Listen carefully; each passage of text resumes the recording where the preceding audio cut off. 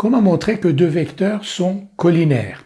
Alors, le plus naturel est de revenir à la définition de la collinéarité. Donc, on va dire que U et V sont collinaires si et seulement si il existe un nombre réel lambda tel que V égale lambda fois U. Maintenant, si on est dans une base orthonormée, c'est-à-dire que l'on a des coordonnées de nos deux vecteurs. Donc voici deux vecteurs U1 et U2. U1 a pour coordonnées x1, y1 et U2 pour coordonnées x2, y2 dans une base orthonormée du plan. Comment savoir si ces deux vecteurs U1 et U2 sont collinaires? Alors on en revient à la définition ici. Donc si U2 et U1 sont collinaires, c'est qu'il existe un nombre réel lambda tel que U2 égale lambda fois U1.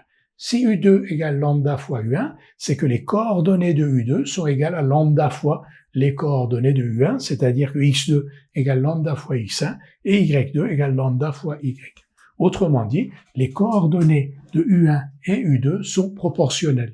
Et le facteur de proportionnalité lambda, c'est bien le même nombre réel qu'ici. Par exemple, le vecteur de coordonnées 1, 2 et le vecteur de coordonnées 2, 4 sont collinaires parce que 1, 2 et 2, 4 sont des coordonnées qui sont proportionnelles.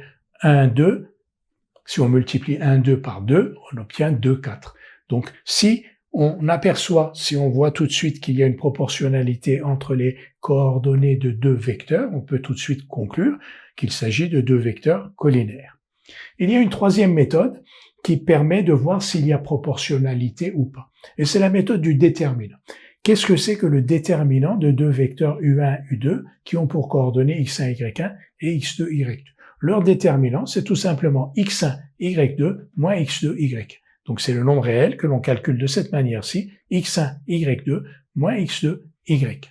Si ce déterminant est nul, les deux vecteurs sont collinaires, c'est-à-dire que leurs coordonnées sont proportionnelles. Si le déterminant n'est pas nul, les deux vecteurs ne sont pas collinaires. Donc le déterminant de U1, U2, donc je répète, x1, y2 moins x2, y. Parfois, le déterminant s'écrit sous cette forme-là, donc avec deux barres, ici x1, y1, ici x2, y2. Donc on dit déterminant de U1, U2 égale une barre comme ça, x1, y1, x2, y2, une barre, et on fait le produit en croix, x1, y2 moins x2, y. Quand est-ce qu'on utilise le déterminant? Quand on n'arrive pas à voir rapidement que les coordonnées de U1, U2 sont proportionnelles ou pas. C'est le cas notamment quand, dans les coordonnées de U2, par exemple, nous avons un paramètre. On vous demande, par exemple, est-ce que le vecteur U1 de coordonnées 1, 2 et le vecteur U2 de coordonnées petit m 1 sont collinaires ou pas? Et petit m est un paramètre. Donc pour savoir pour quelle valeur de petit m U1 et U2 sont collinaires, on va calculer le déterminant de U1 et U2. La valeur de m pour laquelle le déterminant est nul sera la valeur pour laquelle les deux vecteurs U1 et U2 seront collinaires.